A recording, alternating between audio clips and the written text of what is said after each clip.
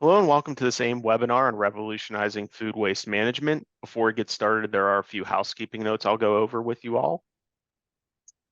First, a little bit about AIM. AIM is the Industry Association for Automatic Identification and Data Capture Technologies. We are an unbiased resource for advocacy of the effective use of these important technologies, creating a vibrant community for networking, which creates and maintains standards and other educational materials.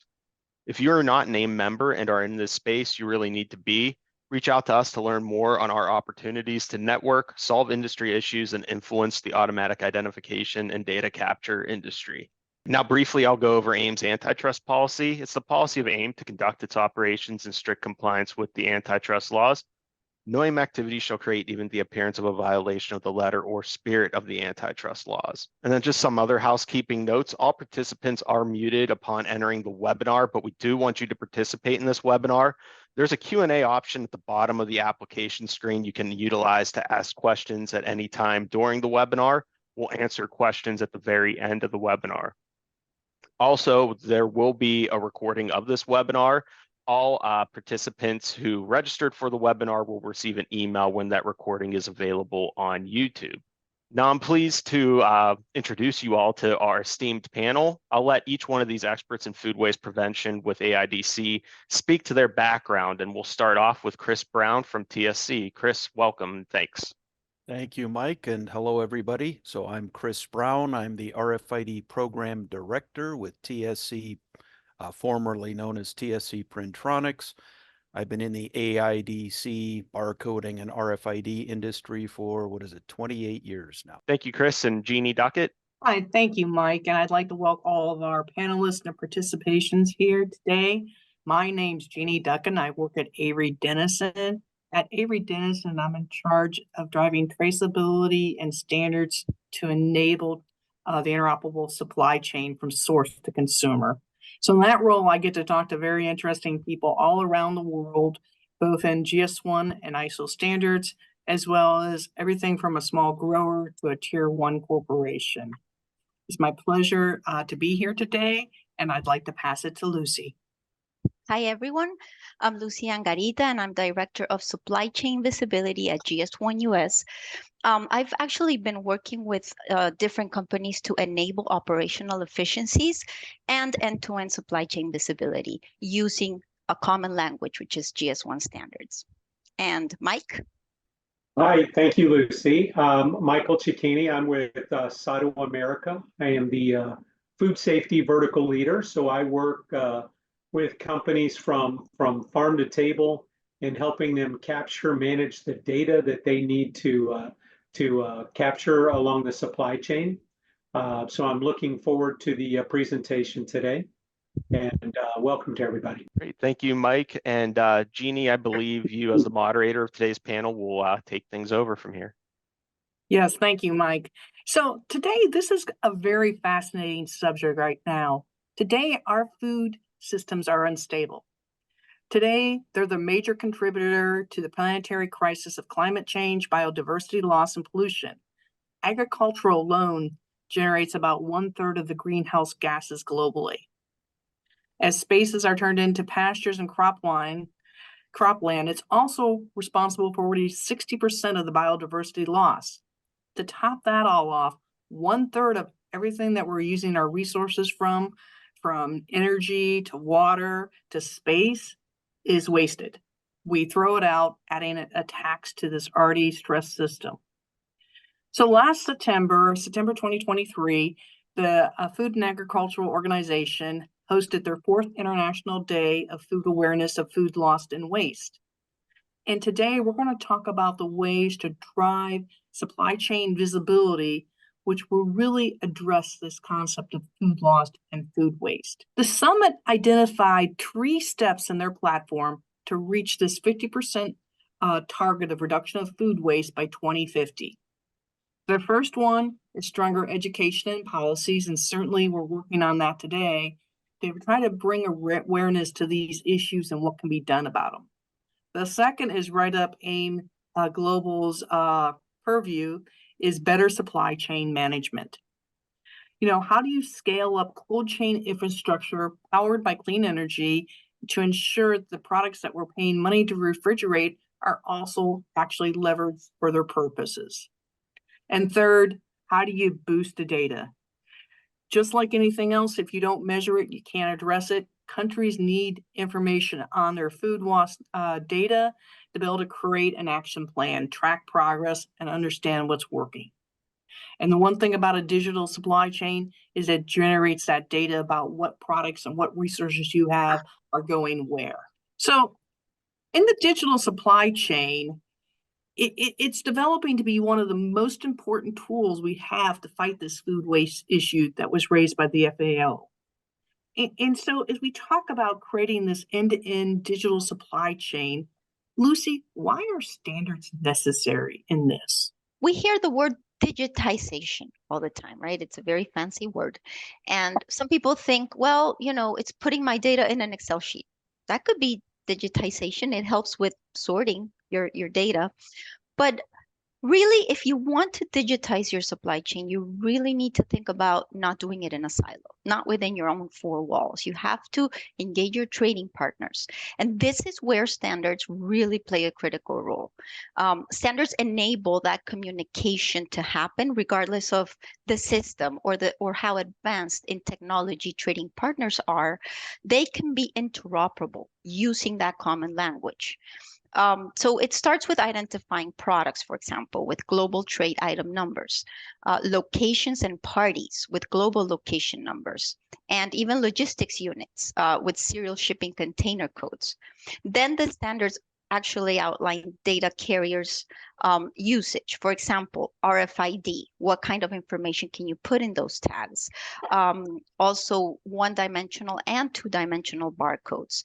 And information such as the GTIN, the global trade item number, the date, the lot can be embedded in these data carriers. So when the product is moving, you eliminate all that manual data capture. You can just scan or capture that information with an antenna. So then there's this sharing of the information, which is EPCIS, to share event data. It stands for Electronic Product Code Information Services, which is being very much demystified in the food space lately. So to describe, like, for example, when a product is cooled or transformed or harvested, you can use this common language. It's just a language. It's just a way of setting up your information so others can consume it in a way that you don't need translation or mapping or all this back-end work that happens. And same thing with EDI, electronic data interchange, which has been used by the food industry for over 30 years, and it's an X12 standard. Companies use that to share transaction information, invoices, POs, ASNs, etc. But the whole point here is to understand if we use this common language, we can definitely digitize our supply chain in a way that requires minimal human interaction. Machine can talk to machine. Thank you, Lucy. So kind of emphasize that importance of using a standard or a common language. There was an example put out a couple years ago by the Forest 500. Forest 500 is a nonprofit working to reduce the amount of deforestation going on. And they developed a hypothetical example of a hamburger supply chain, a typical fast food supply chain. And they showed that in a typical meal, which is a hamburger, fries, and a drink, there's at least 75 supply chain stages in different countries, including the packaging. And they showed that these supply chains pass through 11 different IT systems on average, not including Excel and everybody that writes down those numbers in Excel. But of these 11 supply chain systems, only 3 of them were interoperable. So what does that come down to, and what does that really mean? That means that someone is hand encoding or hand re-entering all of this data. And so the amount of time and effort and errors caused by that hand re-entering of data can really slow down the creation of this digital supply chain. So Chris, Lucy mentioned some of the new RFID and leveraging RFID in the food supply chain. Can you comment on that? Yeah, so Lucy did talk a lot about the importance of standards to enable our digital supply chains. and in turn to support reductions in waste, which is what we're really here to talk about today. Also, when I say waste here, I'm not talking only about food, but also other resources such as fuel, water, packaging, labor, etc. Well, what are these standards now? Over the last couple of years, GS1 has released some important new standards in the RFID space that greatly help our efforts to reduce waste of all kinds. These standards are GS1's Tag Data Standard version 2.0. It's now 2.1, but same general idea.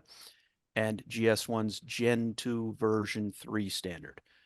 We're not going to get into the details of these standards today, but in simple terms, they bring us some key benefits that drive waste reduction. The first key benefit, and this sounds a little bit, what should I say, sophomoric, but the first key benefit is just by having standards that greatly enables people to use them and to be clear on what to do. RFID is very often hampered by a lack of standards or lack of clarity on the standards, but now we have these standards and they're very clear. So that's really helped us a lot. It's a very similar situation to the UPC barcode. Imagine if everybody was creating their own barcodes with their own barcode data, their own barcode symbologies, then no system would be able to talk to other systems. Well, in RFID now, for the food industry, for supporting reductions in waste, we have now these two key standards. A second benefit is that these standards allow users to easily encode and read, I'll call it optimal data on their RFID tags. By optimal data, I mean data that is relevant to the food industry. Once we have this optimal data on the tags, then the standards allow reading systems to easily filter for tags of interest. For example, let's say I want to look at expiration date on a bunch of cases of chicken. I can now do that very easily with the encoding and the reading system set up to read those tags. So the standards, to recap, are Tag Data Standard 2.x and Gen 2 version 3. Chris, you're talking the same thing that Lucy was talking about, is that if you create a standard and you apply the commonality through it throughout the supply chain, it's much easier to capture and understand the data. Yes, definitely. And we have these standards now, thanks to GS1. Thanks, Chris. Mike, so now that we understand that we should be encoding standards into tags, what are the benefits of implementing RFID in the food supply chain? Well, thanks, Jeannie. You know, beyond the efficiency gains, you know, utilizing an automated process such as RFID, you know, that helps drive labor costs out of your business and increase efficiency. If you pair RFID along with, you know, say mobile apps, this allows the consumers to access product information in your store. It gives them the origin stories of the products, and you can even add recipes based on expiration dates. So this promotes an informed purchase decision, and it helps reduce waste at home. So, you know, the company, by demonstrating a commitment to sustainability through the visible food waste reduction efforts, this can attract environmentally conscious consumers and strengthen your brand image. So reducing waste leads to cost savings across the supply chain, from raw materials to transportation and disposal, which benefits all of them. Thanks, Mike. Those are some good points. So let's make this a little bit real to our people on the audience today. So a couple of years ago, I was with the Secretary of Agriculture, Bill Sack, and he put up this really interesting chart, which you can find on the USDA website, that shows how the consumer dollar is spread up. You know, how much goes to primary user, or producer, how much goes to transportation, how much goes to processing, how much goes to retail. And it showed, and his point in putting this up was, guys, we can't be asking the primary producers to do a lot to their products because they're not making a lot of money. And I looked at that chart and I raised my hand and I said, and certainly with all the news today talking about the price of food, I was like, there's another way of looking at that diagram. You could look at that diagram and say that 35% of every dollar today is thrown out. And that's a fairly, 1/3 of every dollar is thrown out. So if we can start to recover some of that waste, whether it's the food product, the resources, the time and energy, that's going to make this a more sustainable system for everybody involved, from the producers all the way to the consumers. Lucy, do you know of any examples that you can talk about where this has actually been put into action? Yes, Ginny, I was actually thinking about that. So we have a recently published case study by GS1 US and Golden State Foods. They did a POC using RAIN RFID, and they were trying the ability to track, trace, and monitor case level information to have end-to-end visibility on throughout their supply chain. And they were able to prove that this wasn't just beneficial for faster recalls, being able to find the product in their warehouse. The device would point them to where that affected pallet was exactly. But also their trading partners. I mean, this enabled more precise inventory management throughout, eliminating waste, eliminating inventory levels throughout. So this is something that everybody benefits from. So you could just Google GS1 US Golden State Foods case study and read the whole thing. It's very interesting. Thank you, Lucy. Chris, do you want to add any commentary from the QSRs, the quick service restaurants, what they're doing? Yes, so I spoke earlier about the two new key standards, Tag Data Standard version 2.x and Gen 2 version 3. And if you look at the quick serve restaurants, that's McDonald's, Chipotle, Wendy's, I believe Dunkin' Donuts is experimenting also. Those are great examples of making these standards real to enable the digital supply chain. So I talked earlier about how the technical details of these new standards allow users to quickly identify and filter for tags of interest. So how would that be used in the real world? Well, let's say that I am a quick serve restaurant. I have a refrigerator. I have a wall with cases of refrigerated chicken. Using these new standards, I can quickly read the tags on the cases of chicken and identify those cases with the soonest expiration date, and thereby I can make sure to use those first.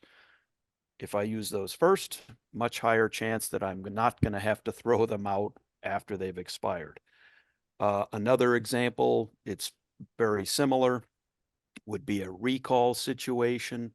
Let's say that a particular batch of produce, let's say McDonald's receives cases of tomatoes and one batch of those tomatoes is subject to a recall.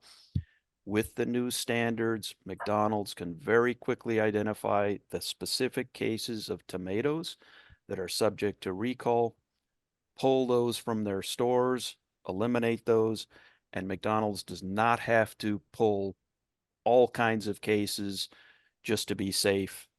They can specifically target the batch lot number that is subject to recall. And Yeah, this I'm sorry. I was going to say, this is happening to a limited extent right now.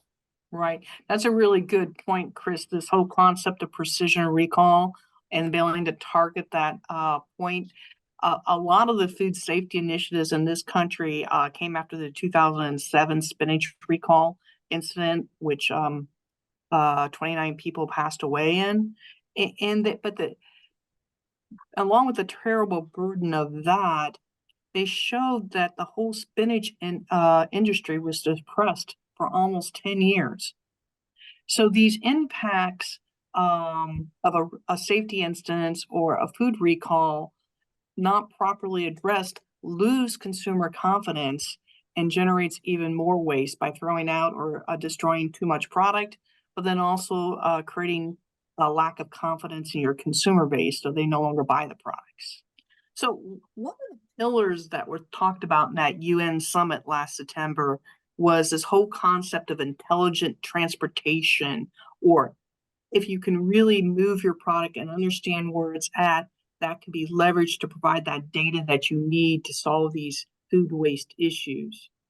Chris, do you want to talk about how vehicle load and route optimization can be driven through AIDC? Yes. Okay. So if you think of current logistics systems now, very few are optimized.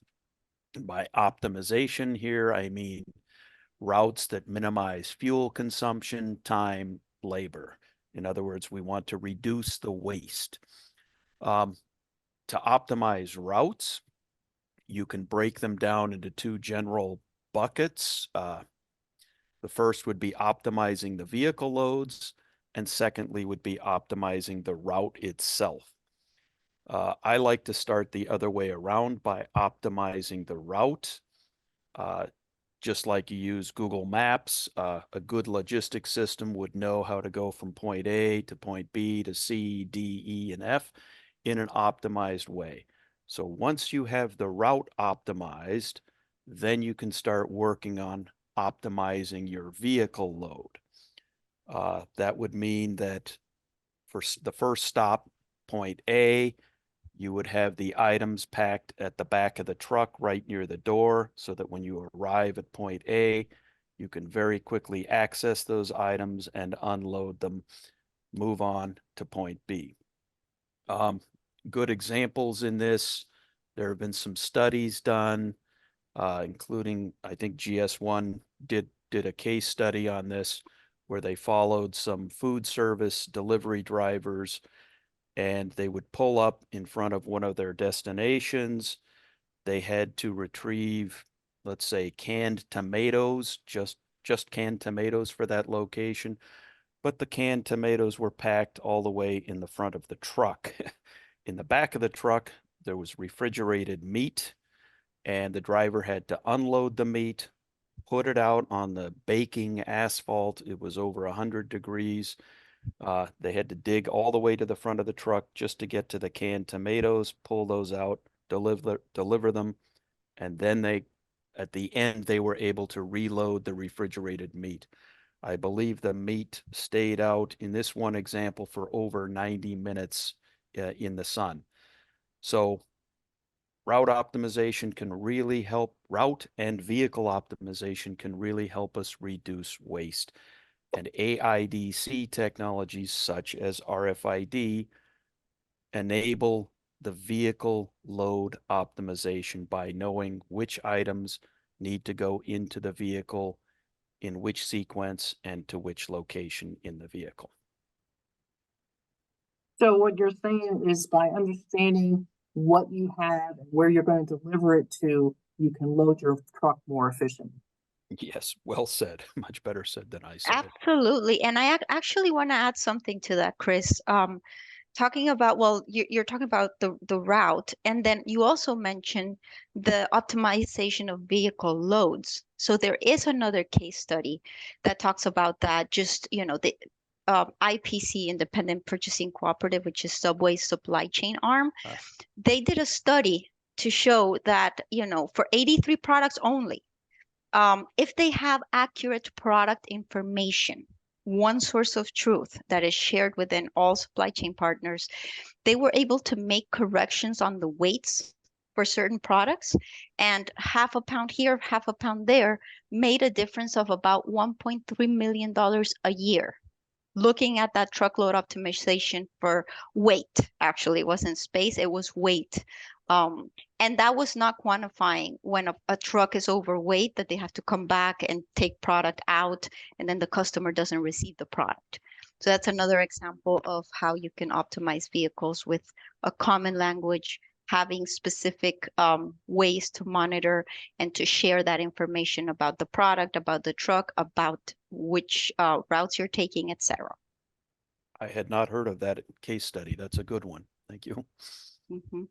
So with more accurate data of understanding what's on the product and what the product master data or product characteristics are, we can develop a more efficient loading and route transportation. Absolutely, Jeannie. So Mike, would you like to make any comments on this concept of intelligent transportation? Yeah, certainly. I have some examples. Chris had mentioned QSR. Utilizing RFID in route delivery and delivery to QSR. We've done a pilot. We were able to take, a 400 case delivery down from about 2 hours down to about 40 minutes. And you're optimizing the driver's time, you're optimizing the management's time of the quick serve restaurant. So it was able to really show on nearly 100% accuracy on delivery and being able to get the items, out of the truck into the back of the store with confidence that you've got what you ordered in a really efficient manner. So we've been talking about creating the digital supply chain and what's involved in a common language and capture points to create that digital supply chain. Then we talked about how to make information and how data can be leveraged, both data about the product weight and expiration characteristics, as well as its master data, can make transportation more intelligent. Let's take a step back and look at what's going on in the store. So today, and we've all seen, the young gentleman there that's going through and checking dates on products. We've all been in grocery stores or in back of house and watch people manually going through, usually with a clipboard, checking these dates. Lucy, can you talk a little bit about what the impact of general on-shelf availability is in this inventory management? Yes, absolutely, Jeannie. So we talk about, how to make sure I have what my consumer needs, right? That's on-shelf availability at any point in time. We need to take it a step back, right? Are we producing the levels of inventory that we need from our supplier or sourcing locations? How much product do I have at my distribution centers? That's part of inventory management. But also in today's world, food companies aren't only focusing on shelf availability just on the consumer piece. They're looking at optimizing their cash flows because right now there's a lot of challenges they're facing. They're facing transportation issues, inflation. So it's a lot more than just having the product at the right time at the right place. And the right product, as we were talking about. It's also, well, how are my routes doing? Is it better to ship this product from Mexico than from China? Can I reduce the packaging material in this product versus that product? How do I minimize waste? So it's not just looking at the inventory size, quantities, and what's at my store, but all these other layers of data that need to come up to make the right decisions at any point in time, almost real time. And this is exactly what standards together with technology such as RFID can enable. So Mike, talking about that, do you have any RFID specific examples? I do. Thank you, Lucy. We recently worked on an RFID project in a grocery store with sushi. So their issues were, you produce sushi in the morning and you sell what you sell throughout the day with not a great visibility into when you're selling things, when you need to produce things. So we developed an RFID project for them where we were placing an RFID label on the product as it was manufactured in store. We then placed it on the shelves in the grocery store, which were outfitted with RFID antennas and readers. So we were able to give this customer real-time live visibility of when the items were produced, when they went on the shelf, when they came off the shelf, when they were purchased. So we got them granular data down to the minute of where their product was when it was moving. So they were able to more accurately identify what products they need more inventory of and at what times of the day, and what they could cut back on products and high waste items. And this really gave them the ability to kind of tailor their production schedule based on what was being made, when it was being purchased, what they could sell more of, what they were selling not as much of, and what they were wasting. It gave them incredible insight into their shrink. They were able to reduce that and therefore increase sales. So utilizing RFID in this store in the grocery space really was a benefit for them to be able to reduce their food waste.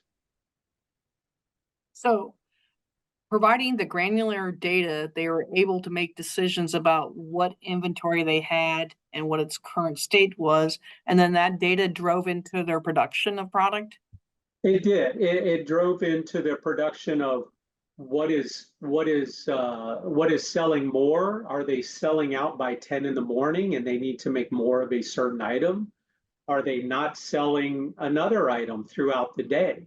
So they could really tailor the inventory needs for each individual location based on those stores' sales. So they're really able to get granular with the data and be able to streamline their operations throughout all of their different stores and really cut back food waste. So that's interesting. So since about 2007, with the spinach recall that I mentioned earlier, the produce traceability initiative has been really working to improve on-shelf availability and on-shelf life by using barcodes. Chris, can you talk about how RFID has really impacted this effort and accelerated it? So here I have, 7 labels, and let's pretend, and these labels are encoded using the new GS1 standards, and we're going to pretend that these are full-grown PTI, Produce Traceability Initiative labels, and we're going to pretend that each label is on a carton of produce.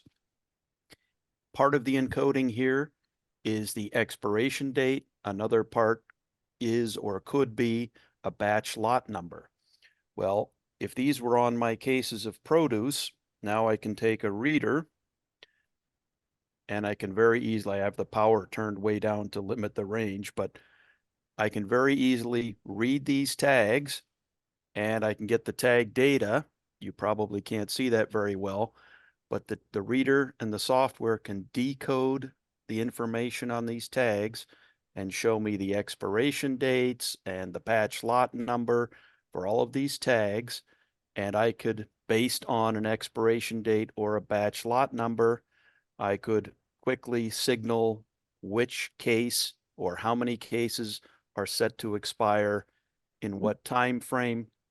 In this case, they all have the same expiration date way out in the future, except for one, which expires tomorrow. And I would be able to identify that I have one case expiring tomorrow, and I'd eventually be able to find it, pull it, and use it immediately. In the case of a batch lot recall, the same principle would apply. I would identify that one of my cases has a specific batch lot number that is subject to recall, and I would be able to pull that off the shelf without pulling all of the cases of produce. And I apologize for the video glitch. That's some bug in my Zoom setup. So just to clarify that, Chris, because if you go back to our Forest 500 and their example of the 75 supply chains for the fast food meal with 11 different IT systems, not including Excel, that are not interoperable, what we're saying now is if you have the date on that product that's traveling through the supply chain in a common language, anybody accessing that would be able to decode that and get that date to leverage it. Precisely. Thank you. Lucy, do you have any comments or case studies that refer to this? Yes, absolutely. So as we were seeing in our slide, the guy, trying to cycle count the product. This is actually what happened in the past for Subway restaurants. So the restaurant employees would have to go and manually look at what they had in the cooler, for example, and they would have to write down, oh, I need 2 more packs of whatever cheese, right? Or etc. And then they would have to go back and enter the data into the POS. Well, IPC was able to have an app developed that was based on the standards using the global data synchronization network as the way to capture information from suppliers for the products, including the pack sizes and everything. So this all was fed into this inventory system, and they automated inventory and ordering at the restaurants. So the case study describes how and this is a very conservative number.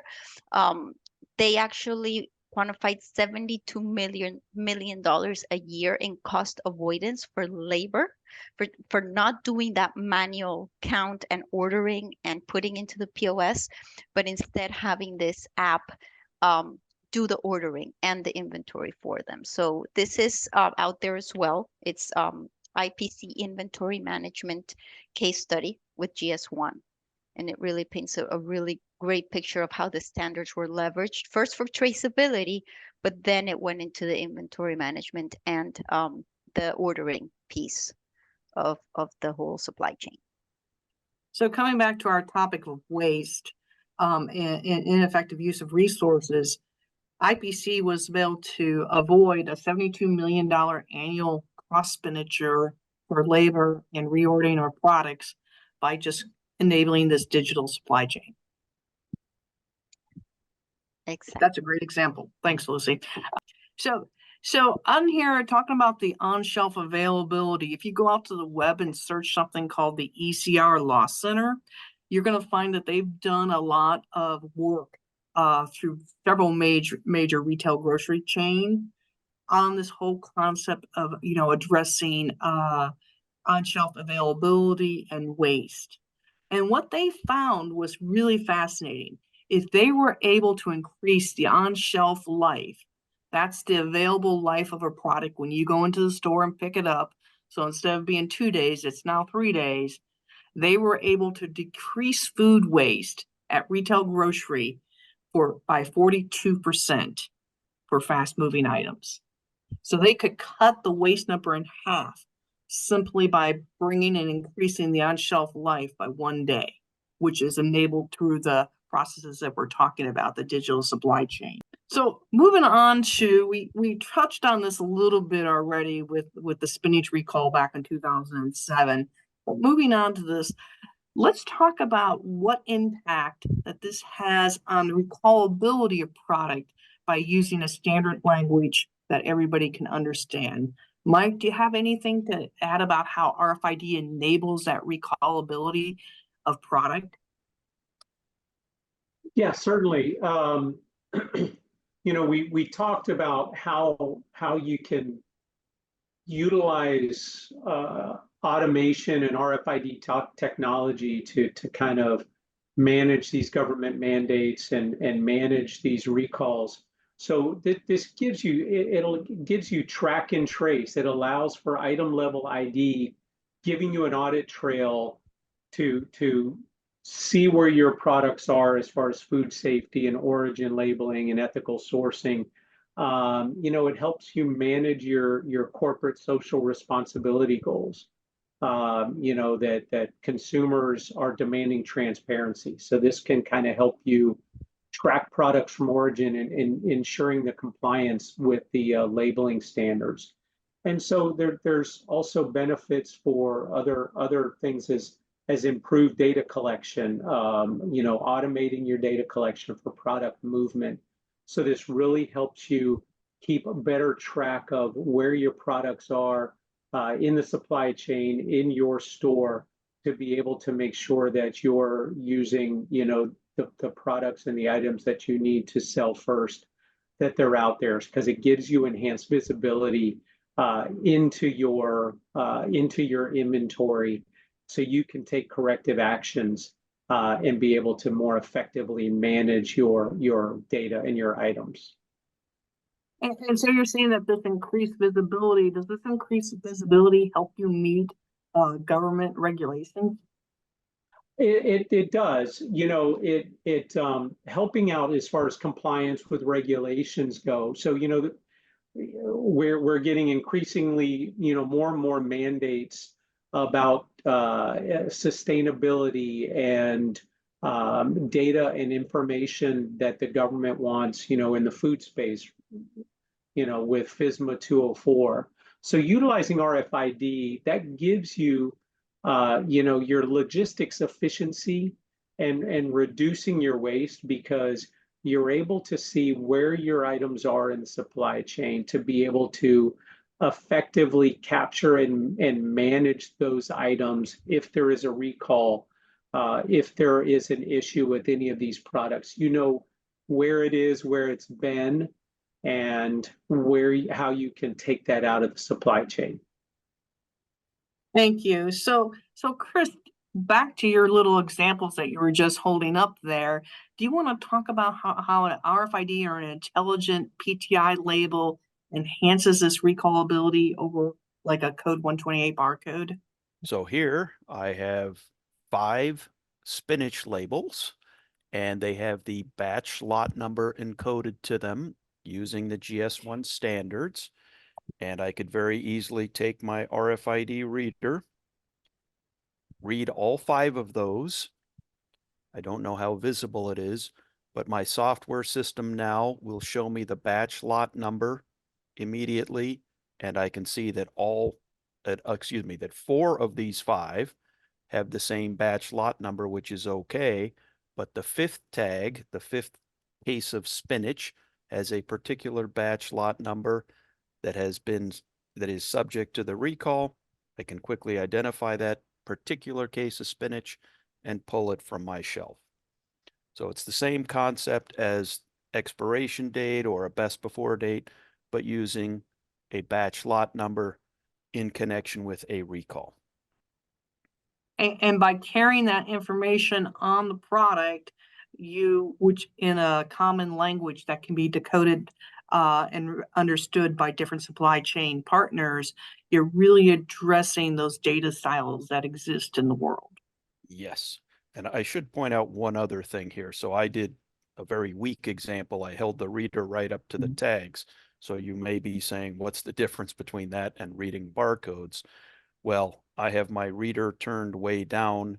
So normally with a single push of a button, I would be able to read all of these tags at 3, 5, even 10-meter distance, and it would be much more efficient and accurate than barcodes, where I might miss scanning a barcode or I might accidentally double scan the same barcode. So as we start to wrap up our presentation here on food waste, coming back to what the UN summit last September was about, they were talking about the 3 things to address was education and advocacy, which we've been doing, you know, developing that efficient supply chain, and standards, a common language will drive that intelligent supply chain. And then also capturing accurate data. And I like to say that one of RFID's superpowers is the accurate capture of a lot of data. But now let's look at the other benefits to enabling that digital supply chain. So I'm not sure who wants to start here. This is a wonderful wheel. Mike, do you want to make any comments on developing, you know, other benefits around having a visible supply chain? Certainly. You know, there's a multitude of benefits for having that visible supply chain. So, you know, it helps you optimize. Of course, we've been talking, and to kind of recap, it helps you optimize your inventory management and comply with your regulations. It helps enhance your food safety and quality, you know, helping to reduce recalls and fines. So you have real-time tracking of information and data through your supply chain. You can rapidly identify compromised products and improve your traceability, which builds trust with your consumers. And again, you're looking to protect your brand. Utilizing RFID in transportation, you can reduce spoilage. You can, reduce spoilage in storage. You can meet your sustainability goals. So you can track product movement and delays. You can optimize your storage conditions based on inventory needs and usage. You can improve your consumer transparency, because at the end of the day, consumers want to know that they're getting a product that they can trust. So if you can show them that you're taking steps to, show them the product journey and show them that they can have confidence that the items that they're buying are fresh, that builds trust and it builds brand loyalty, and it helps you reduce food recalls. So it gives you a great opportunity to reduce food waste, improve efficiency, build trust with your consumers, and build your brand. So, Lucy, I know that this is one of your favorite images. Is there anything you want to add about the supply chain visibility wheel? Yes, we're very passionate about the wheel, Jeannie. And one of the things is because regardless if your company is focused on meeting regulation, let's say FSMA 204 traceability, or minimizing waste, or being more sustainable, if you think about it, embedding that GTIN, the global trade item number, an expiration date or any product date that's applicable, and then the lot, right? Just by encoding these three things and keeping track of what the product movement is, right? The product life cycle. This enables what you're seeing in the wheel. It's not just for regulatory compliance. It's not just for inventory management. It's not just for sustainability. Everything opens up if you do it right, and if you do it using the standards, the data can be leveraged for all of this. So enabling all these efficiencies through automation, you can have better stock rotation in your warehouses. You can have, as we've talked about, invoicing, ordering accuracy, reducing labor, and what we've touched on, product freshness, minimizing waste, setting up contingency plans. You will be able to know, okay, if something happens with weather in a crisis, a truck gets stuck, whatever it is, where else can I source from quickly? How much do I have today at this point in time?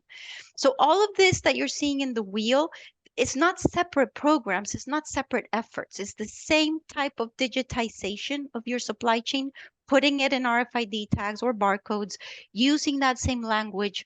All of these benefits can be gained from the same effort. That's a really interesting point, Lucy, that we haven't touched a lot about.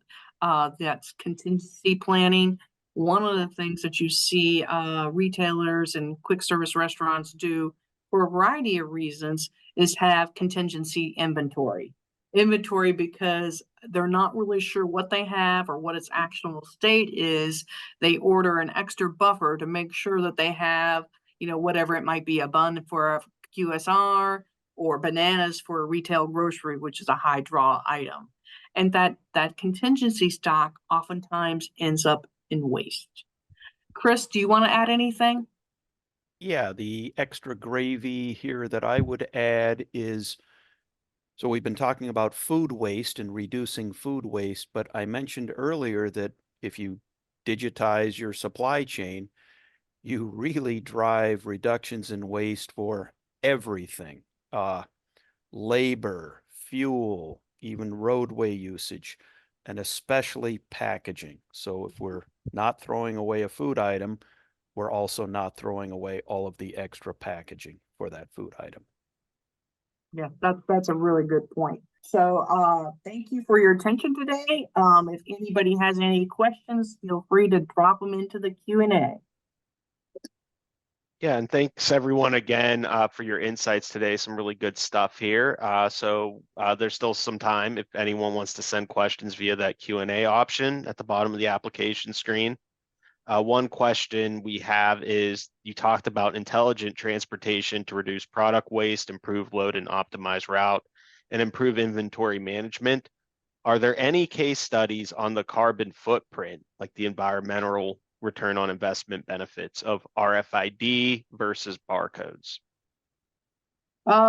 There is actually. I don't know if anybody else on the panel wants to refer to one, but we can certainly include one out. There's one by a food visibility platform called Hedera, which actually looked into the carbon footprint of moving items through the supply chain more quickly. Hedera is the name of that visibility platform. If you search for that in carbon footprint, you will come across it. We can also send the link out with the materials from this webinar. Sorry, Jeannie, I like that question too. What was the name of that platform? Hedera, Hedrea, I believe, or just Hedra, one of the two. Okay, thank you. That's a good question. And so another question, Chris, you brought up about the truck having to, I think, remove meat, and it was out for 90 minutes. I think that's a fear for a lot of people along the supply chain, a situation like that happening. Are there extra measures, you know, the sensors maybe on the meat or anything to just account for that not spoiling over that time frame? And how does the end receiver get notification or knowledge that that happened, or did they? Okay, yes. So I kind of avoided that Yeah. intentionally. In theory, those solutions exist, temperature monitoring, temperature deviations. They exist, and they exist with RFID, but I have not seen any actual live implementations yet, and I do believe they're very complex to implement. So yes, it's possible. There are chip companies that make sensor chips, for example. There are software companies that make the corresponding software. It can be done, but we're in the very early stages. And then going along with that, especially with transportation and where to put certain materials, is that an area where you see, or is AI starting to get involved with that, where you plug in the stops and you plug in what the items are, and it kind of can tell you at that point where things should go? Absolutely, that's happening already. So vehicle optimization based on the route. I think UPS is already doing a very good job of that, the load optimization with RFID. And that's an excellent. I think UPS, as well as some of the other logistic carriers, are doing it as well. You'll see a lot of information coming out this year about that. But I just love that, because about 4 years ago, maybe 5 years ago, it was blockchain going to solve food traceability? And the answer was, blockchain is a data storage mechanism. If you put garbage in, you're going to get garbage out. Now today, fast forward 5 years, it's AI. The same thing's going to be true, however. If you put garbage in, you're going to get garbage out. Just more garbage out more, with and AI. it's going to tell you that it knows what it's talking about. And we'll believe it. And we'll believe it. But the key to successful usage of data analytics, predictive analytics, and AI is the accurate collection and input of accurate data. And RFID really enables that. Because it's Using a superpower. In the common language. Yeah, and I think to end, one thing to highlight would be, we cannot do this alone. It takes every single link in the supply chain to make it work, because that spot where the data is captured inaccurately or shared inaccurately, everybody gets impacted by that. So we all need to work together to make it happen. This is why interoperability is so critical. That's correct. Okay, well, that wraps things up. I want to thank our panelist and moderator Jeannie again for your time and insights today. I do have everyone's contact information up on the screen now if anyone would want to reach out to any of our panelists or AIM to learn a little bit more about AIDC and interoperability. And I want to thank everyone again for their time and participation today. Thank you.